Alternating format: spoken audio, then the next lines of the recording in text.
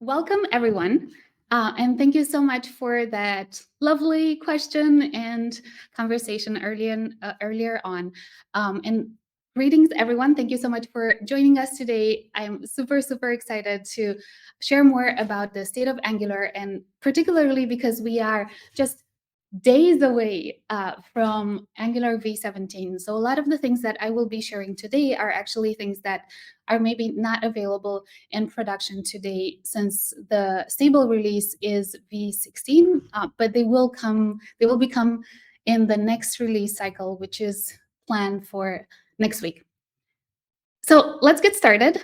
And I want to start with a story. It's a story about the American Air Force back in the 1950s, when pilots were having trouble controlling their aircraft and incidents were on the rise.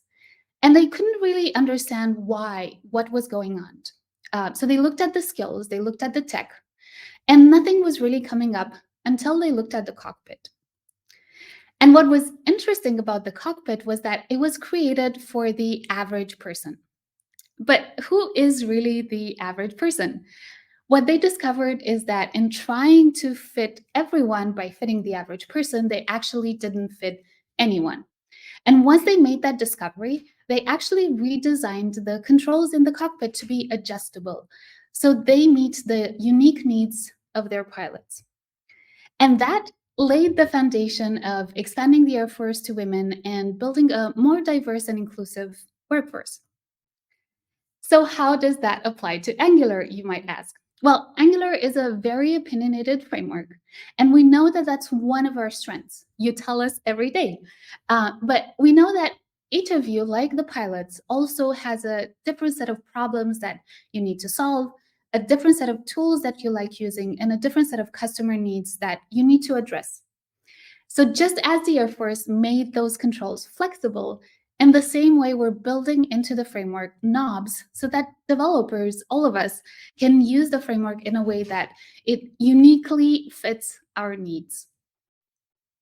So we want to meet developers where they are, and we want to help them build great experiences on the web.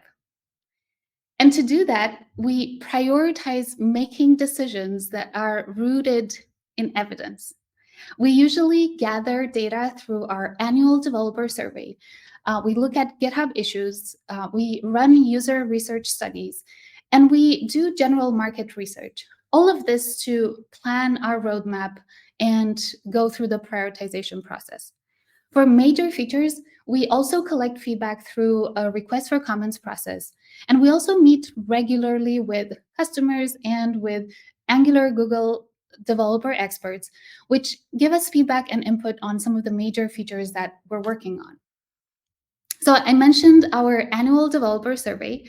And for those of you that have already filled the Angular developer survey, thank you so much for doing so. For those of you that didn't, there will be another opportunity. We're actually running this on a yearly basis. So next year, you will have the opportunity to share your input.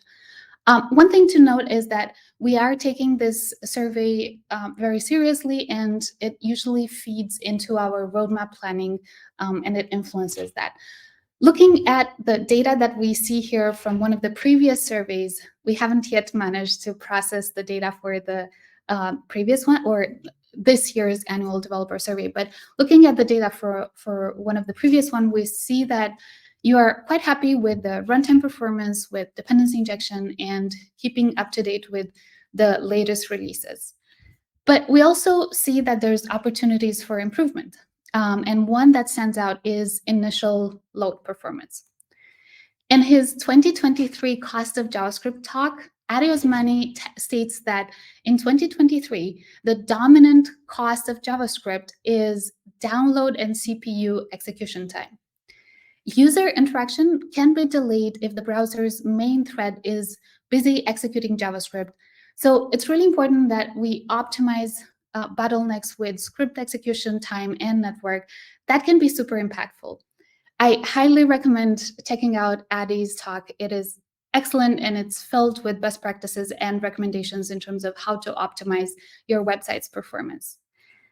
In Angular, we are working towards making it easy for developers to adopt all of these best practices by default. To improve download and execution time, you can defer load entire parts of your application. And you can do that by configuring specific routes to be lazy loaded. As a result, your app will be split into smaller chunks that will be lazily loaded when navigating to that specific route. And all of this works out of the box today with Angular. Lots of applications in production already use these mechanisms for lazy loading and improving the application performance. But we believe we can do more. Lazy loading of individual components is currently achievable via dynamic imports and ng component outlet.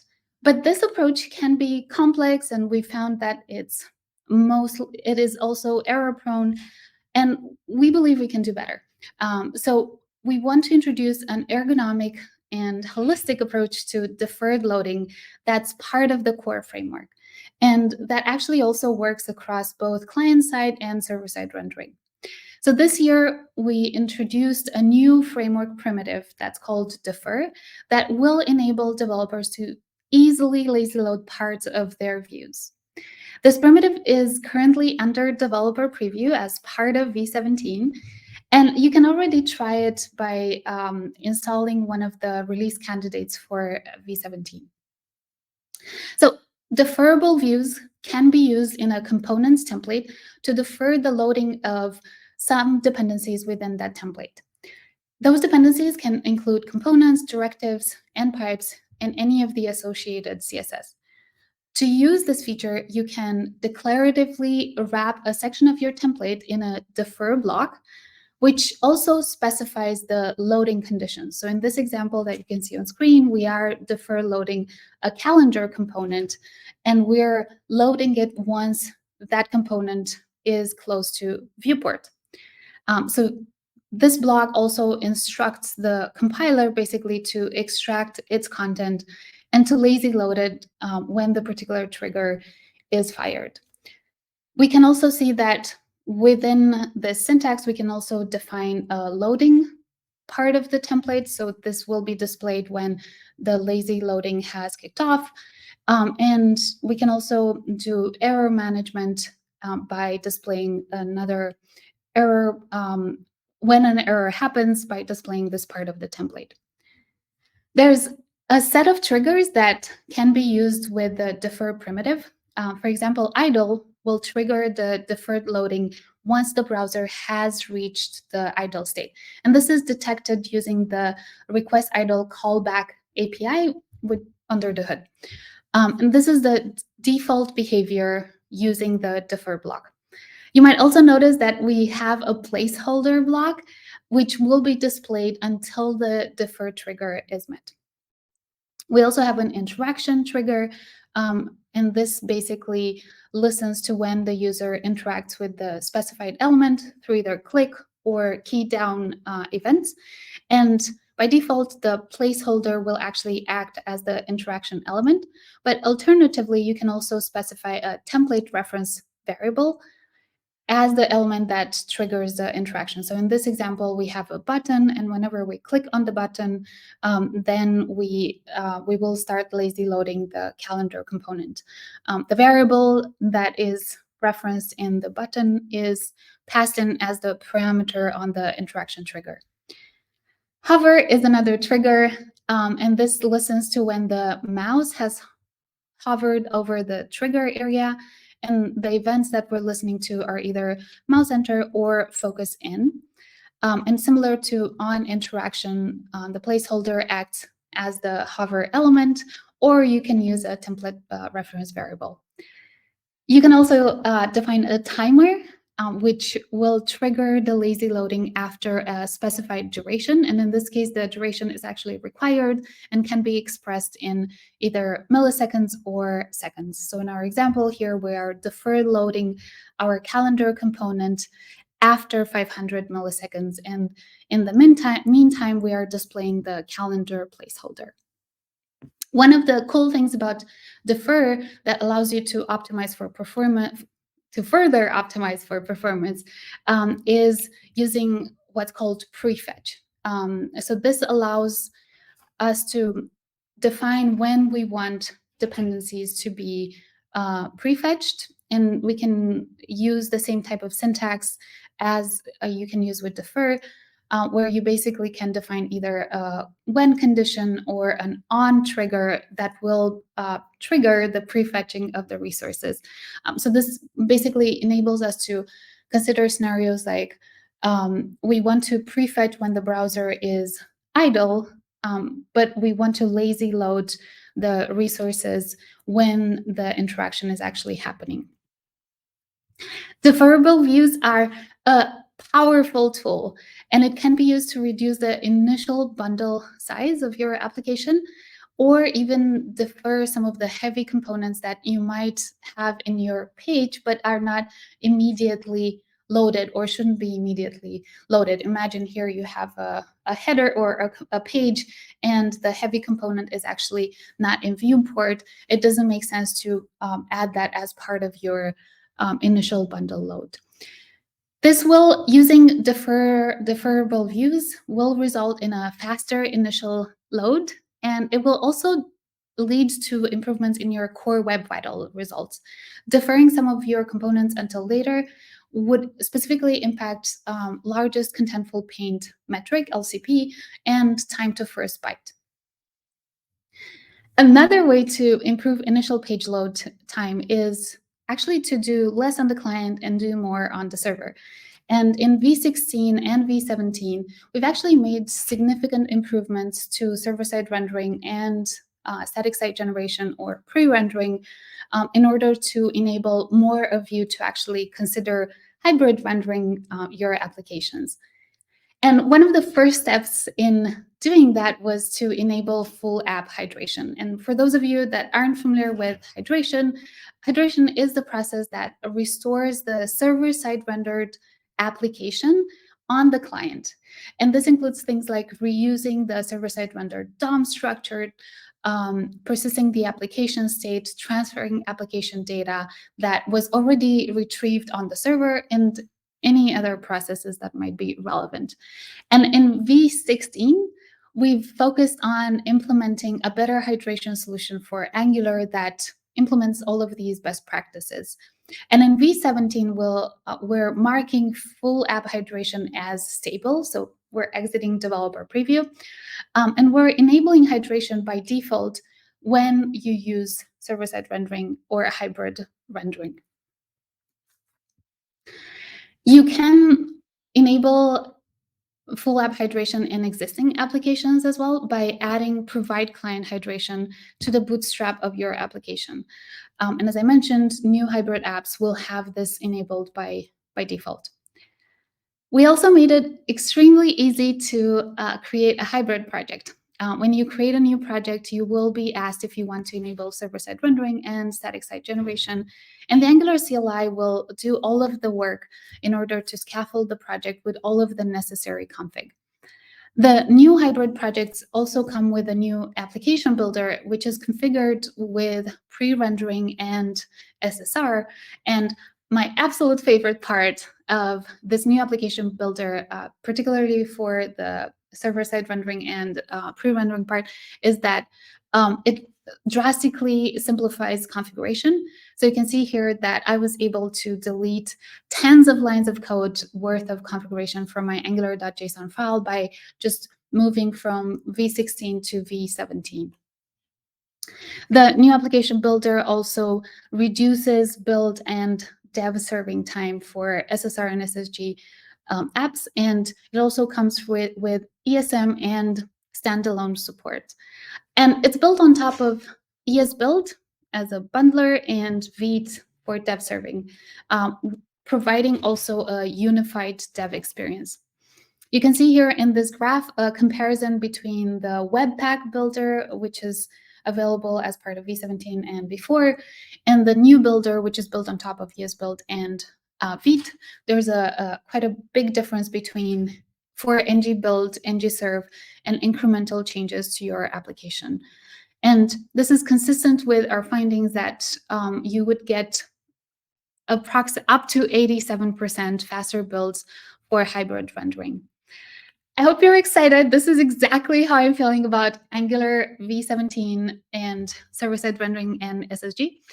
Please try it out, share feedback, add your issues on GitHub, and let us know how that works for you.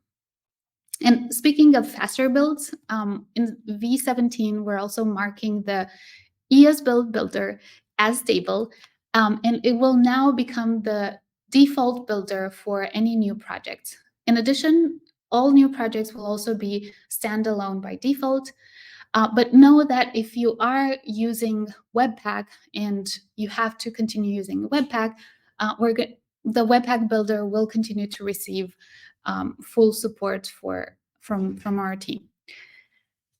But consider using the ESBuild builder because it does come with significant performance improvements. On the left-hand side, I'm running ngbuild in a new project that uses the Webpack build pipeline. And on the right-hand side, I've configured a new project to use ESBuild. And you can see that the first project takes about 7.1 seconds to build, while the ESBuild-based project takes about 3.6 seconds. So that's a significant improvement in performance. And it's consistent with our findings that with the new builder, you get up to 67% faster builds. It's powered by Vite for dev serving and ESBuild for bundling. And we're excited to see customers already trying out the new application builder. You can see here from Thomas, he has ported his project to use the new application builder, and he's seeing 39% improvements in build times. Also, Jay from Trellis, he's updated to the new application builder, and his results are even more dramatic, where for some of the applications that he's building, he's seeing minus 240% improvements in build time, which is very impressive. And Matthew has also reported that the build time is down by 52% for some of the customer apps that he's upgraded to the new application builder. All right, switching gears a bit, I want us to talk about another core feature that we've focused on leading up to v17, which is the built-in control flow. And if you're in the Angular community, like Jan is already, and probably many of you out there, you might know that we've recently looked into evolving the control flow syntax. And in June, we published a request for comment, an RFC, proposing the built-in control flow that uses a Svelte-inspired syntax. And our goal was really to collect community feedback on the various parts of our design, including the template syntax that we're proposing. And during the RFC, we've received significant positive feedback about the features themselves, and also significant and a variety of opinions on the syntax itself. And this is not unexpected. As developers, we care a lot about the syntax, and that's probably one of the first ways in which we interact with frameworks. And as the RFC progressed, one alternative proposal or idea emerged with a lot of popularity. We call this the add syntax. And by our estimation, the add syntax was quite popular. Possibly as popular as the Svelte-inspired syntax, maybe even a little more than that. So we decided to close the RFC and go back to the drawing board and evaluate the two syntaxes and their trade-offs. As part of that evaluation, our goal was to quantify the readability, the writability, and the overall developer experience for both syntax alternatives. Over the past few months, we have collected feedback from our internal team, from Google developer experts, from the wider Angular community, as well as Angular developers at Google. We've also requested your input as part of the annual developer survey, where we had a question that was specific to the syntax choice. And we've even ran a user research study to better dive deep into those aspects of readability, writability, and overall developer experience. After doing all of that data collection, we ran through all of the results, and the data was actually quite conclusive. By nearly a margin of 2 to 1 across all of our polls and our studies, both Angular and non-Angular developers actually preferred the community proposal for the at syntax over the original Svelte-like syntax. My colleague Alex Rickabaugh actually wrote an article about this whole process. It's available on angular.blog.io, so I highly, or actually blog.angular.io, highly recommend you check it out. But generally, we're super excited about the outcome of this investigation, and more importantly, we're very excited about how we collaborated with the community on this proposal, and we're grateful for having this kind of contribution. As we went through the RFC, we had a couple goals. One was that we wanted to have a syntax that's similar to JavaScript's control flow. We wanted to have a flexible syntax that allows customization for each use case. Think if else switch for. We also wanted to address some of the common pain points along the last many years. We were able to collect feedback and input through GitHub issues and feature requests that are related to the ng4 syntax, ngIf, and we wanted to take those pain points into consideration. And we also wanted to make it possible to automatically migrate all existing control flow usage to the new syntax. So I'm introducing the new syntax, which hopefully a lot of you have already seen. On the left-hand side, we're seeing the old ngIf structural directive, where you can see that I'm checking whether user is logged in, displaying some content, and also displaying content if the user is not checked in. And on the right-hand side, we see the new syntax, which is much closer to the JavaScript syntax, and it's much more ergonomic for things like else if we needed to do that. We were able to use the new syntax also for switch. So we see ng switch, and the new syntax, again, much more similar to JavaScript. And we no longer need the container in order to test the matching element as well. And the ng4 syntax, some of the areas of pain points most of the times had to do with, for example, performance, where a lot of the performance issues came from ng4 that didn't have a track by function, and the ergonomics of defining that track by function made it potentially more difficult to use and to write high performance loops. So as part of this new control flow, we are introducing what we call track, which can be used with expressions, and it is mandatory to add a track expression. In this way, we are helping put you on the best performance path for all of your applications. We've also iterated on the diffing algorithm for the loop, and we were able to see up to 90% faster runtime as measured by some community benchmarks, the famous big green table, as it's being called. And finally, one of the things that we were hoping to accomplish is the ability to automatically migrate all of the existing control flow to the new one. You can try this in your applications today by running ng generate at angular/core column control flow. And this, both the migration as well as the control flow, are in developer preview as of v17, which will be out next week.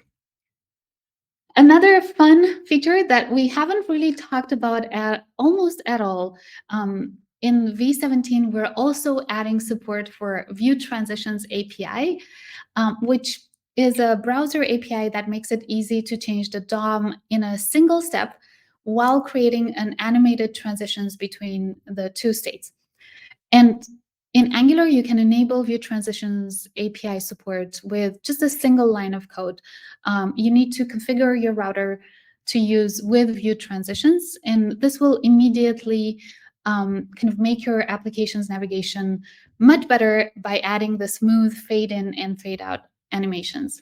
And you can find an example of how that looks like and how to enable that in this article that's written by NetBasil. All right, and lastly, I promise this is the last part. I know this is a lot to take in, and it's not even all of what will be shipping in v17, but mostly some of the major features. I want to talk a bit about Angular signals. And for those of you that are not familiar with Angular signals, this is a system that granularly tracks how and where your state is used throughout your application. And it allows the framework to optimize the rendering updates. And Angular currently relies on a library that's called Zone.js to drive reactivity. And the way that it works today is that it patches browser APIs to listen to events that might lead to changing application data, like user interactions or data requests. And when any of those events is detected, then it sends Angular a notification that something might have changed. And then Angular runs the change detection algorithm to check if anything has actually changed, and then updates the UI if needed. And while zone-based reactivity is leading to a really simple developer experience when you get started, it can actually lead to some really jarring experiences as the application grows in complexity. Some of the problems that we've identified are related to performance. Some of them are related to increased complexity and maintenance costs. From a performance standpoint, Zone.js must load and must run before any other application code. And it's also inefficient. Remember, it checks the world for things that might have changed and sends a notification if anything has changed. From a complexity perspective, although for most of the use cases, Zone is transparent to devs and they don't have to learn about it, there are some sharp edges where they need to learn everything about it, and debugging some of the performance issues requires deep knowledge of how Zone.js works. And from a maintenance perspective, from our team perspective, we're always in a mode where we have to analyze the trade-offs between new browser APIs, adding them into Zone.js, and also increasing that Zone.js size surface. So in v16, we introduced Angular signals, and our fearless leader, Sarah Drasner, has created a wonderful explainer on Angular signals. Highly recommend you check it out. It has a beautiful animation as well, and a step-by-step explanation, but I can give you a quick overview here. So we're introducing Angular signals to drive reactivity for Angular, and it mainly includes 3 reactive primitives: signals, computed, and effects. And a signal is basically a wrapper around a value that notifies interested consumers when that value changes. Signals can contain any value from simple primitives to complex data structures. So let's take an example from in a spreadsheet. Here we have first name and last name, and we're considering them, or we're not initializing them as signals by calling the signal function.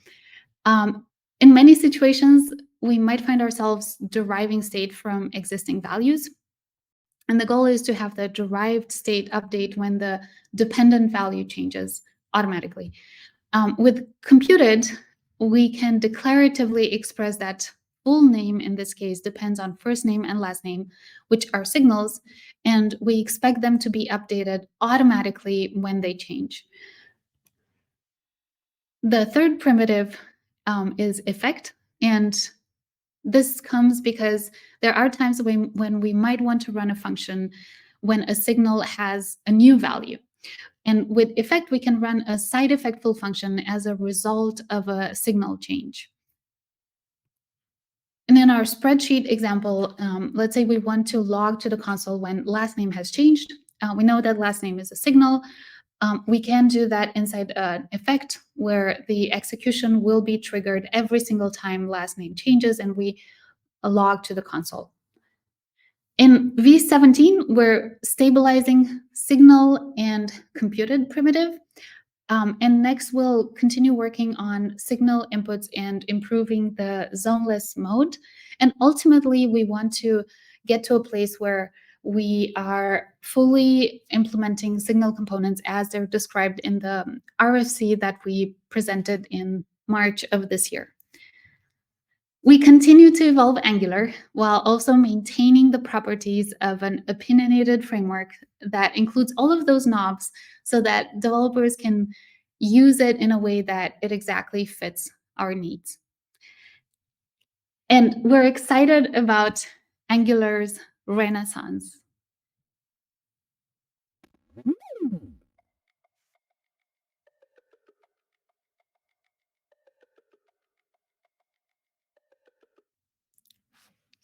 I'm also super, super excited about the event that's coming up on November 6th. Please tune in. I've only covered a few of the major features that are going to come out as part of v17. But as part of this event, we're going to cover more of those features. We're going to have more Angular team members present and share more about some of the features that they worked on. And we also have a secret thing that we're gonna talk to. So if you're curious, do log in and check out the live stream on our Angular YouTube channel. Thank you so much. Really appreciate your time and energy. Jan? Hi there. That was a great talk. Thank you so much. Thank you. Simona, that was wonderful. I got to admit, like every slide had a title on it that was like, hey, I'm interested. Oh, wait, I'm interested in that. And wow, you finish with a secret announcement. That's well played, Simona. Well played. We're going to go through a bunch of questions, a lot of audience interaction. I'll start with one we're going to ask everybody and then hand it over to Jan for going through the audience questions. We're trying to think a lot in terms of junior programmers, junior professionals on their way to becoming senior professionals. What advice would you give to young people who are just starting their career in programming? That is a wonderful question. I would say that the one thing that probably makes a huge difference is joining communities and finding some mentors that can help through that process of kind of learning more about tech and also getting hands-on experience. Like, think about any kind of side project, anything that comes to mind. I think as programmers, we're so privileged that we get to imagine things and we also get to create them. And going through that process of ideating, writing the code, sharing with others, asking for feedback, and iterating on that, I think that's really important. And continuously learning. Well said. Well said. Jan? Sorry, I was still hung up on the continuous learning part because obviously I'm still learning. So how to navigate this thing. So first question, which I like a lot, is you showed a lot of really cool things that people are excited to use. Are there any kind of migrations that people can use to make it a little bit easier on them, particularly if they have an existing code base? How would that work? So I would say one of the biggest superpowers of Angular, and of course I'm biased here, is that I don't know. I might be. I don't think so. No, not at all. But one of the superpowers is that you can use a tool that's called EngUpdate. And what happens there is that as you run EngUpdate, there will be automatic migration scripts that will migrate your code from one version to another. And that includes updating the dependencies from previous versions to newer versions. For example, in v17, we're updating the TypeScript version to, I believe, 5.2. And we'll do that automatically for you when you run EngUpdate. Some of these are running automatically as you move from one major version to another. But the coolest part is that we also have optional migrations. So for example, I haven't talked at all about standalones, or maybe just a tiny bit saying that it's enabled by default. But our colleague Christian has worked on migration that will take your existing project and you run ng generate at Angular core -standalone. And that will completely change your project from ng module to standalone based project. And it's not necessarily completely. It depends for some of the more complex use cases, because we're optimizing for correctness. We want to make sure that we're giving you that space to actually look at the generated code and repair it. But generally, there's 3 steps there. 1 is converting components to standalone, 2, removing unnecessary modules, and when possible, introducing the standalone bootstrap as well. So that's the standalone migration. And there's also the control flow migration that I talked through, which actually goes through all of your application code and migrates to the control flow migration. Yeah, I've used the standalone migration. It works pretty neat, gotta say that. So it just took the existing project and all the ngIs were replaced with the add-if, and it just worked afterwards. So it's pretty cool. Thanks for that question. We did have another question where someone was asking when Angular will support query content children from nested ng content, which is a tricky thing, it's pretty tricky. Yeah, I know we're overdue for a content projection update, and I have to say that especially recently we have talked about this quite a bit. And it might be that over the next year, we're going to be in a position where we can prioritize kind of revamping and redesigning the content projection. So that's when you might see some improvements there. Pretty cool. Excited for that. So you did a little teaser about the view transitions. And view transitions is a fantastic API. It's so pretty. Yeah. And one of our viewers asked, are page transitions still in beta? How's the browser compatibility? That's a very difficult word. Compatibility. I agree. That is a very difficult word. And you're absolutely right. If I can pronounce Georgie, page transitions is still in experimental support for the most part. I know it's available in Chrome. And let me just go. I'm going directly to Can I Use website at the moment. And I see that view transitions is enabling page transitions. Okay. Prediction, iOS Safari is a 0. Just a wild guess. Just a wild. Paul, behave. What I can say, and I'm not able to find for some reason on Can I Use, but what I can say is that currently in the way that we implemented support for page transitions, there's a fallback mode. So if your browser doesn't support, or if your user's browser doesn't support view page transitions, they're going to have the regular transitions between navigations. Whereas if the browser supports those APIs, then you're going to see the enhanced transitions. Very cool. And I have to use this moment because at the very end of this day, we have another talk about view transitions. So if you have further questions about that, tune in at that point, or stay tuned, whatever. Cool. I think we have time for one more question. So let's put this on the chat. Let's put the next question in. Does lazy loaded parts, will they inherit the view container parent injector, or can they be manipulated in some way the way you can do it for dynamic components? That's a tricky one. Yeah. I'm not sure. I would have to call a friend here and ask my friend Jessica, who worked directly on page transition, not page transitions, but deferred loading, and she would be able to immediately answer this question. I'm sure it will inherit the parent injector. I'm not sure if there's a way to, but yeah, Jessica would know and would probably come up with a funny joke as well. Of course. All right. Thank you so much, Simona, for joining us. This was a great talk. Really appreciate having you. And I forgot to put the question away. Thanks again. This was a really great talk. Thanks a lot, Simona.